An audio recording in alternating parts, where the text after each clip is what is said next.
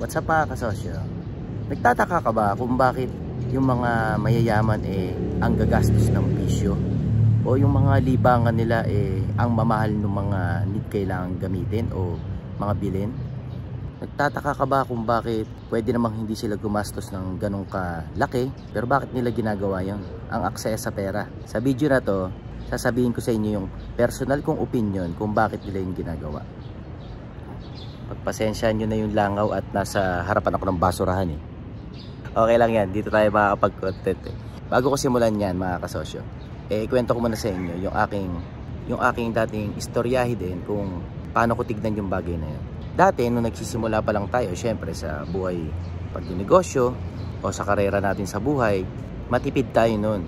Hindi tayo magastos na tao, hindi tayo marangya, hindi tayo maluho. And syempre gusto rin nating umasenso. Iniisip natin kung bakit yung mga mayayaman ang gagastos. Samantalang yung langaw na lumalapit sa akin. Bakit yung mga taong mayayaman ang gagastos? Nagtataka rin ako noon.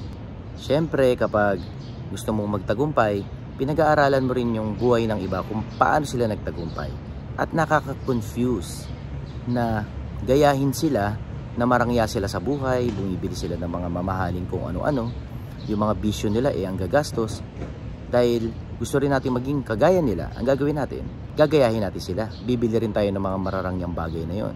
Pupuntahan din natin yung mga pinupuntahan nila na ang gagastos. At yun yung problema. Yun yung nakakalitong part. Dahil napag-alaman ko, hindi naman talaga sila ganun. Hindi sila nagtagumpay dahil magastos sila sa buhay. Napakatipid din nila nun. Hindi rin sila maluho. Pero eventually na lang sa kanilang buhay, naging maluho na lang din sila, naging magastos. At nung narating-rating na rin natin yung konting kaginhawaan sa buhay, doon ko na nasolusyonan at nalaman ng tamang sagot kung bakit yung dating matitipid na tao nagsisimulang maging magarbo ang buhay o nagiging magastos. At ito yung mga dahilan. Una dyan ay they need to focus. Oo, tama mga kasosyo. Magastos sila kasi need nilang mag-focus. Need nilang mag-focus dun sa bagay, dun sa isang bagay kung saan sila nagtatagumpay o nagkakapera ngayon. Dahil need nilang mag-focus sa isang bagay na yun, need nilang gumawa ng mga bagong libangan o bisyo para dun mapunta yung creativity nila. Dahil kung hindi, ang tendency pag nagtatagumpay ka sa isang bagay, kumikita ka sa isang bagay at may pera-pera ka na, ang gagawin mo, gagawa ka na naman ng bagong bagay o negosyo o kabuhayan o propesyon kung saan hindi ka naman doon magaling ka agad at madedistract ka doon. So, yung kabuhayan mo nung una ay mawawala sa'yo. Kaya ang tamang gawin, kung may kabuhayan ka ngayon na gumagana kasosyo o negosyong gumagana, huwag kang magdadagdag ng bagong negosyo. Para mas magtagumpay ka pa dyan, ang gagawin mo lang, maghahanap ka ng bagong libangan na kahit gumastos ka, malilibang ka. Ganun din naman, pag nagtayo ka ng bagong negosyo, dahil feeling successful ka na, gagastos ka rin naman doon, di ba? Yun ka lang, madadamage din yung una mong negosyo. Make sense ba mga kasosyo? So yung mga mayayaman, kahit kaya na nilang gawin lahat-lahat sa mundo dahil may pera na sila at kapital, pinipili nilang hindi gawin yun. Kahit kaya nilang pumasok sa bagong negosyo tulad ng food industry, kung hindi sila nasa food industry, hindi sila magtatayo ng bagong negosyo sa food kung wala silang kinalaman doon. O kung nagtatagumpay sila sa food industry, hindi sila papasok sa media company at magsisimula na naman ng bago kasi madedefocus sila doon. Need nilang mas mag-focus kung saan pumapasok yung pera nila ngayon. Naintindihan nyo ba yun mga kasosyo? Same ka din gagastos sa pagsisimula ng bagong negosyo just to feed yung need na malibang ka at hindi mabore. Kaya yung mga mayayaman, kung ano-anong pinagagagawa sa buhay, kasi need nilang i-feed yung void na yun sa isipan nila na wag maging masyadong malikot na ngayon at mas mag-focus doon sa gumagana. Isang dahilan din kung bakit yung mga mayayaman na nakikita natin ang gagastos ay dahil sa they need to feel that they already there. Sa progreso natin sa buhay mga kasosyo, sa pagninegosyo o sa karera, hindi pwedeng hindi mo iparamdam sa sarili mo na nagtatagumpay ka na dahil mabu-burnout ka. Counterintuitive to doon sa simula nating pag-uutak na pag nagsisimula tayo sa karera, hindi tayo gumagastos, hindi tayo bumibili ng mga bagong damit, hindi tayo kumukuha ng mga mamahaling mga material na bagay at kung ano-ano pang gastos. Pero until 10 years lang yan, 15 years, 20 years. Pagdating mo na ng 25 years, 30 years sa buhay pagnenegosyo o sa karera ng buhay, need mo nang sabihin sa sarili mo na, uy, nandito na pala ako. Malayo-layo na rin pala yung narating ko. Need ko na rin i-pay yung sarili ko. Dahil kung hindi, maboburnout ka, mapapraning ka, mababaliw ka. Dahil nalilito yung isip mo at damdamin mo at buong pagkatao mo kung bakit ang tagal mo nang ginagawa tong bagay na to, hindi ka nakakaramdam ng konting tagumpay. Hindi rin yun maganda. Pero please take note mga kasosyo, hindi ka magpe-pay off kagad sa sarili mo ng 3 months ka pa lang dyan, o 6 months, o 3 years, o 5 years. Hindi. For 10 years, 20 years, lahat reinvest ng reinvest. Hindi ganun kabilis. Hindi yung tulad ng iba na pay yourself kagad. Deserve this kagad. Deserve mo to agad. 4 months ka pa lang dyan feeling mo, deserve mo na kagad na umastang matagumpay. Hindi. Kahit na malayo-layo na narating mo, paramdam mo ng konti, pero hindi ka pa rin lalayo. Tulad ko. Dito nga ako nagbablog sa harapan ng basurahan Okay, next. Isang dahilan kung bakit yung mga mayayaman ang gagastos ng bisyo ay they need to kill the boring time. Sa pagnenegosyo o sa buhay karera natin mga kasosyo, pag nahanap mo na isang bagay na doon ka magtatagumpay o doon papasok yung pera mo, need mo mag-focus doon. Eventually, dahil makulit ang utak mo, creative kang tao, maboboring ka sa bagay na yon. Ang gagawin mo, gagawa ka ng bagong bagay o bagong kabuhayan. So, mali yun. So, may time na boring sa buhay mo. So, yung time na yon, yung naboboring ka, need mong i-feed yun sa pag-aaral ng bago, sa pagbili ng bagong libangan, o pagsali sa mga event na magagastos yung mga entrance fee. Kasi ang trip mo lang naman talaga, mapatay yung boredom mo.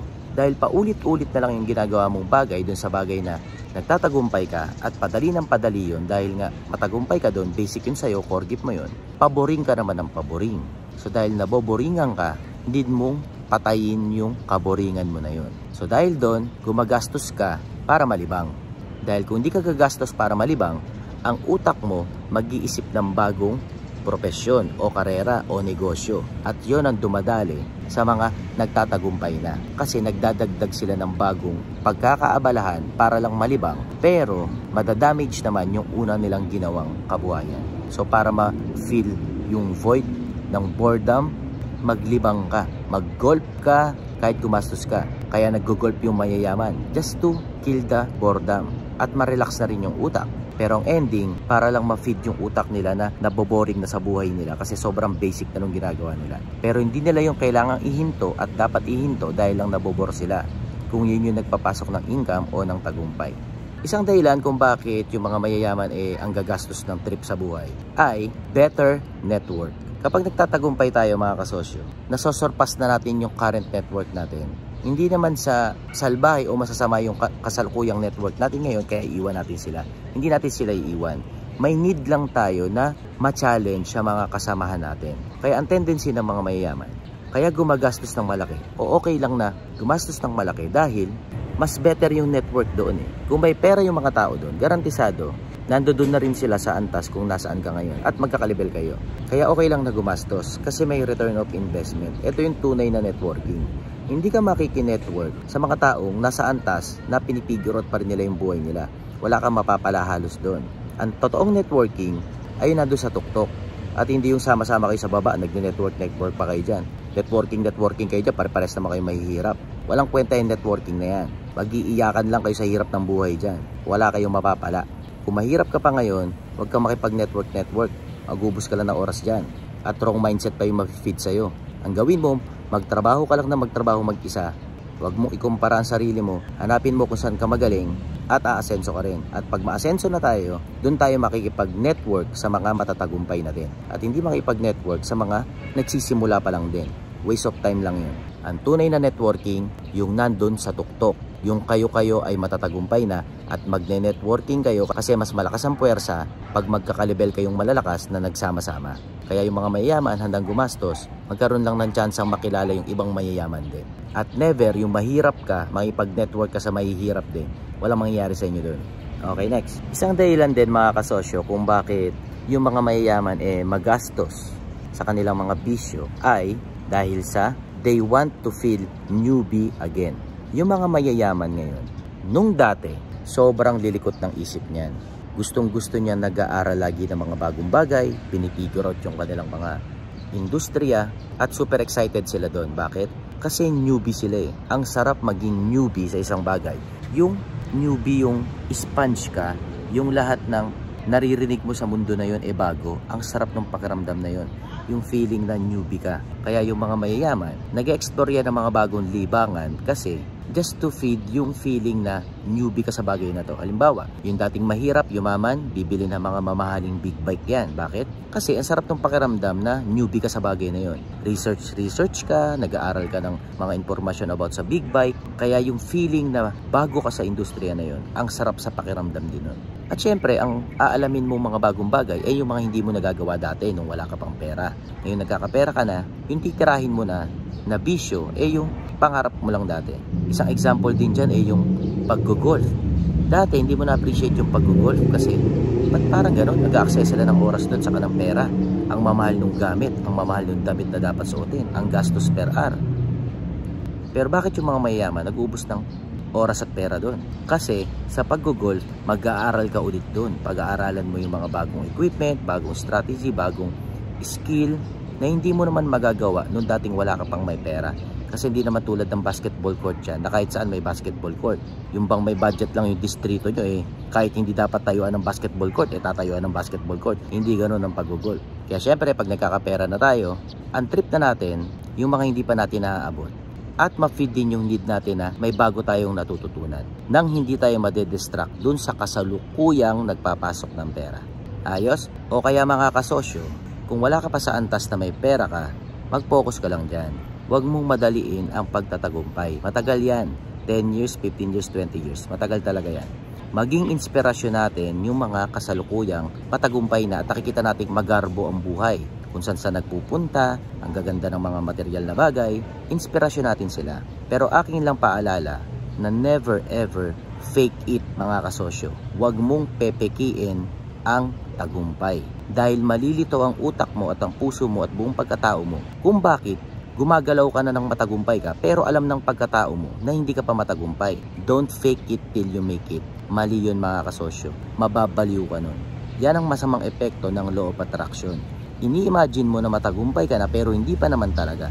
Nalilito ang utak mo kaya ang gagawin niya, hahayahay ka na lang kasi kala niya matagumpay ka na pero ang totoo, sobrang hirap mo pa. At maski extra rice sa McDo, wala kang budget dahil wala ka pa doon. Pero niloloko mo yung sarili mo na nandun ka na sa antas na yun pero wala pa naman talaga. Kung wala pa tayo sa tagumpay, wala tayong ibang dapat gawin kundi hanapin yung core gift natin at mag-focus doon at pag kumikita na tayo, huwag ma-distract, maglibang ng kaunti, maglibang ng mga bagong bagay para lang mas makapag-focus tayo dun sa bagay na isa na nagbibigay sa atin ng tagumpay. Wala sa Google niyan mga kasosyo. Kung di mo to naintindihan, ulitin mo tong video na to. Napaka-importante nito mga kasosyo. Sa focus, sa paggasta ng pera, sa pag-maintain ng success, at yung hindi mo maloko yung sarili mo dahil sa kalokohan ng law of attraction. Ayos? Kung gusto mo rin talaga magtagumpay sa iyong buhay, pagnenegosyo at karera, hindi pwedeng hindi ka matuto ng paggawa ng original content dahil yan ang labanan ngayon. Dapat makagawa ka ng sarili mong content dahil kung hindi ka gumagawa niyan o hindi ka marunong niyan, hindi ka mananalo sa henerasyon na to. At kung gusto mong matuto niyan mga kasosyo, may programa akong ginawa ng isang buong buwan na ang pangalan ay Kasosyong Malupit Content Creation Program na tuturuan kita kung paano gumawa ng original content na pang negosyante, pang bising tao, at pang mahiyain. Kahit mahiyain ka, tuturuan kita pa rin mag-content. At kung di ka marunong mag-edit, tuturuan pa rin kita. Basta yung programa na yan ay para sa mga negosyanteng sobrang busy at walang oras pero makakagawa pa rin ng valuable content nang walang ka-effort-effort. Kung paano yun nga ituturo ko sa KMCC program natin. Kung nagtataka ka kung bakit natapos mo tong video na to, na kahit na nasa harapan ako ng basurahan at nagalaw-galaw pa, no? Shaky-shaky pa yan, pero nagawa mong tapusin kasi may sikreto ko dyan. May technique akong ginagamit para kahit walang effects, video editing o sound effects dyan o kung ano namang transition yan, matatapos mo pa rin panoorin yung video mula simula hanggang dulo. May sikreto ko dyan at pinerfecto ko yan ng 7 taon kong pagko-content. Noong 2017, nagsimula akong mag-upload sa internet ng mga content na tulad nito. At kahit napaka-busy kong negosyante, paano ko nagagawa na makapag-upload pa rin ng regular ng makabuluhan at hindi mga basura content lang. Kung gusto mo yun matutunan mga kasosyo, nang mabilis, ibabagi ko sa iyo lahat ng formula ko, mga sikretong technique, mga pinagbabawal na technique sa pagko-content para mabilis mo rin itong ma-execute. Bakit ko to ginagawa? Simple lang. Pag hindi lang ako mag-isa nagko-content mga kasosyo, mas malakas ang puwersa natin para pasabugin lalo ang kabutihan sa ating henerasyon. Naglipa na ang mga negative influencer.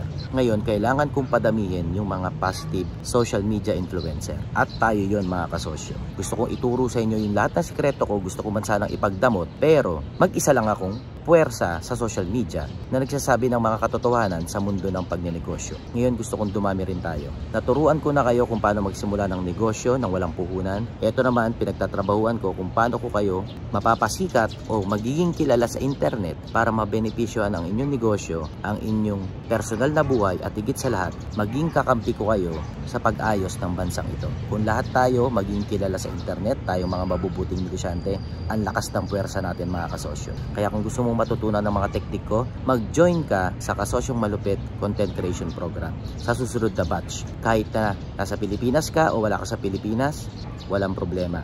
Araw-araw kitang tuturuan paano mag-content. Pwede kang pumunta face-to-face araw-araw sa venue natin sa Novatown Restaurant. Araw-araw ako doon magtuturo. Pumunta ka doon araw-araw, araw-araw tayo magkikita doon. At kung hindi naman, pwede kang umattend online. Live din yun, hindi po ito recorded video. Ako po mismo actual na magtuturo araw-araw.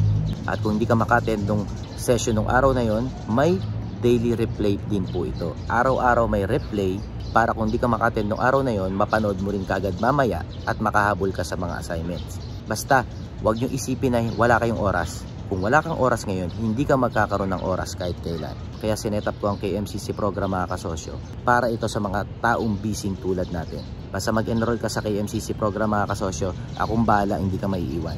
Tuturo ko sa iyo lahat ng tekniko sa pagko-content. Higit sa lahat, kahit mahiyain ka, magagawa mong mag-content. Tuturo ko sa iyo yung sikreto. Tignan nyo naman, ako, kahit nandito ako sa public, kaya ko mag-vlog. Kahit na ang kaharap ko lang naman basurahan.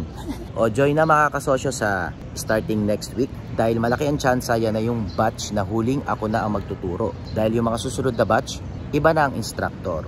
Pineperfecto ko lang yung syllabus at ituturo ko sa iba yan para iba na mga pagturo. Busy ako sa mga business namin at hindi ko gagawing magturo for the rest of my life. Pineperfecto ko lang tong programang to mga kasosyo, kaya iba na ang instructor nyo sa mga susunod. Kaya kung gusto nyo ako magturo sa inyo, make sure sa batch to kayo mag-join para ako mismo makasama nyo araw-araw for 1 whole month. Tututukan ko makapag-upload kayo kung mapalang mukha nyo at masabi nyo ang mensaheng gusto nyong sabihin na makakabenepisyo sa mas maraming tao. Yun lang mga kasosyo, I love you, God loves you. Trabaho malupit, bawal ang tamad. Galingan pa natin mga kasosyo. Happy Easter Sunday. Message na to join KMCC program. Message na ngayon, few slots left. Bye!